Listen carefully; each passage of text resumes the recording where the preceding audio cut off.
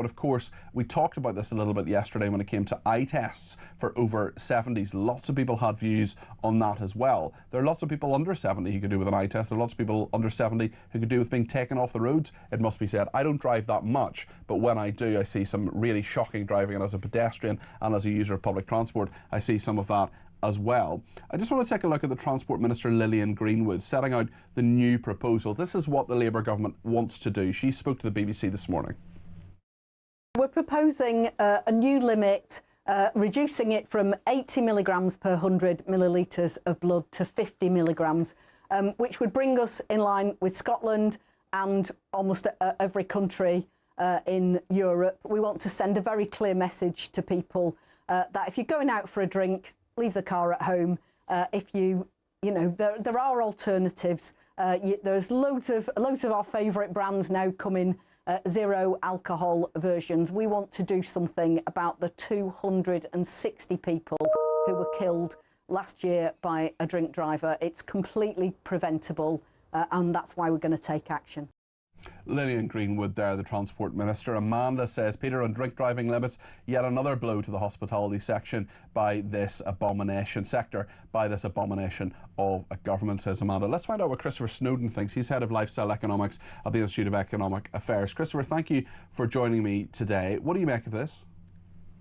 I think it's a rather desperate publicity stunt that doesn't have any evidence to support it. You heard from the Transport Secretary there, she was talking about sending a message and bringing ourselves in line with Scotland and the EU. These are not reasons to do anything. You know, we have some of the safest roads in the world. There's only about half a dozen countries have fewer road traffic accidents per capita than we do, and we know what happened in Scotland. This is the real point. If we believe in evidence-based policy, if we believe in the idea of devolution being a way for different parts of the UK to try things out, and if they don't work, the rest of us don't follow it, look at what happened in Scotland. We have two very solid peer-reviewed studies that looked at, after 2014, when Scotland lowered the limit to what's been proposed here, absolutely no reduction in road traffic accidents. Indeed, well, wasn't there an initial reduction and then it went back up? No, well, no, not really. There was the main study in the Lancet found that relative to England and Wales, the number of road traffic accidents rose. That's across the board, every type of road traffic accident, trivial or serious. And what we do also know, and one of these studies also showed it, is that it was associated, this dropping of the limit, to fewer sales in pubs and more sales in the off-trade, which is, of course, exactly what rural pubs in particular are concerned about. Why do you think the government is doing it? Is it, you say, publicity stunt? Is it just virtue signalling? There will be many people, including my next guest who I'll talk to after you, who will say that any alcohol in your system whatsoever will impair you, and that is a bad thing if you get behind the wheel of a car, and actually this is a good policy. What would you say?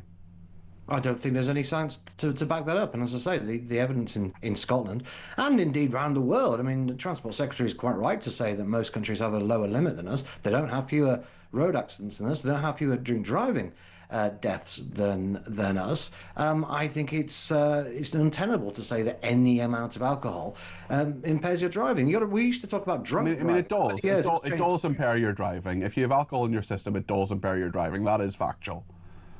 I don't agree. I don't agree that. So is your position, Christopher, that, I mean, it's not a matter of opinion, it's a matter of fact. Are you honestly saying that if you have a pint of beer, it won't affect your reaction times?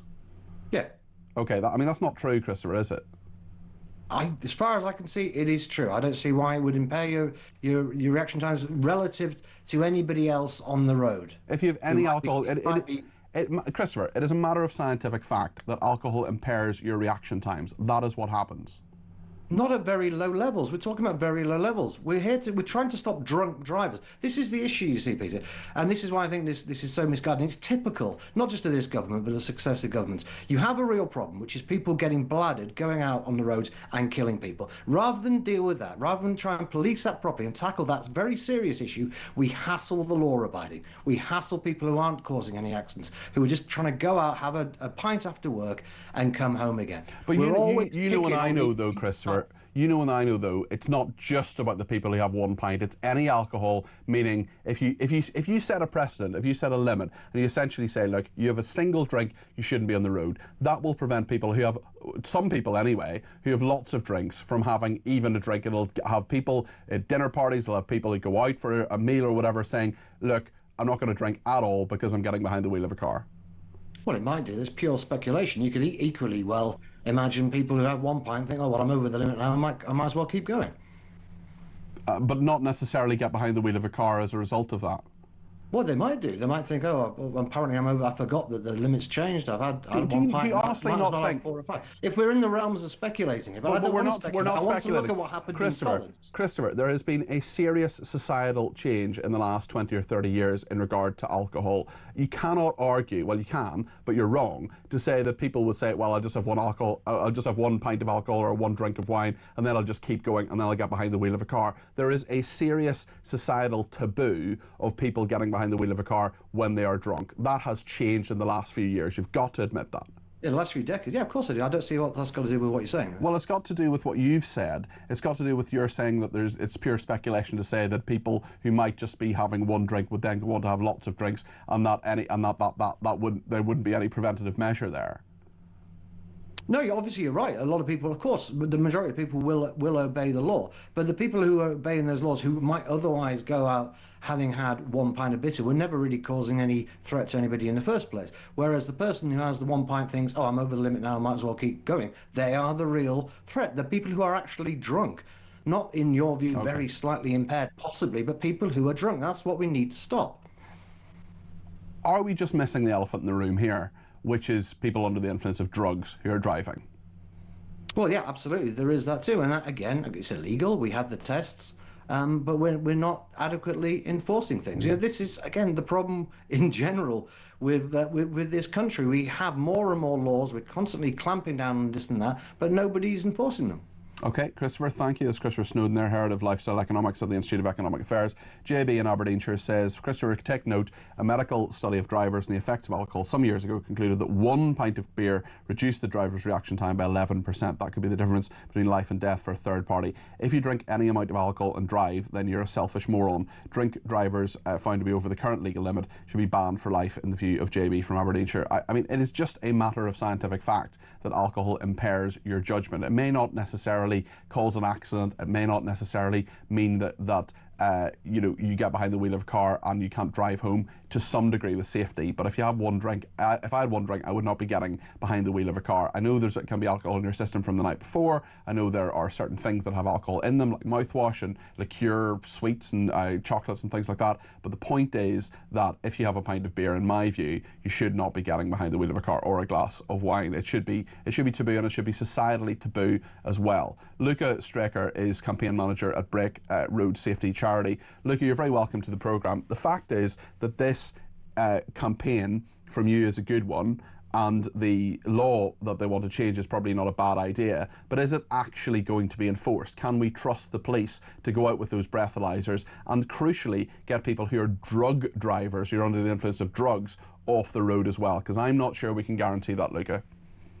Well, in the strategy that the government have outlined today, they're talking about not just this drink driving limit, but they're also talking about how they're going to tackle drug driving as well, and giving the police more opportunities to be able to test people, because that's one of the main issues they have with drug driving, is testing people at the side of the road.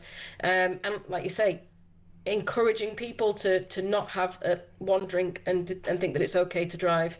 Just listening to the conversation you were just having, it was the British Medical Association that says after 1 drink, you're actually significantly impaired when it comes to driving. So, like you say, it's scientific fact that is there, and it's good to see that the government is listening to that and hoping to change that in the future. What would you say to pubs and people in the pub sector, specifically country pubs, that will say people need to drive or at least have some form of reliable transportation that's not a bus, it's not a train, it's not the kind of city dwelling way where there's actually loads of transport. It's the fact that those pubs are often on their knees, 40% more expensive than it was before COVID. They're going to be hit with business rates coming in the next couple of months, and they're in a situation where they need people to go there and to drink there, whether they drink alcohol or non-alcoholic drinks. They will look at this and say, the people who are not really the problem, people having one drink, they're not the issue. The people are the people who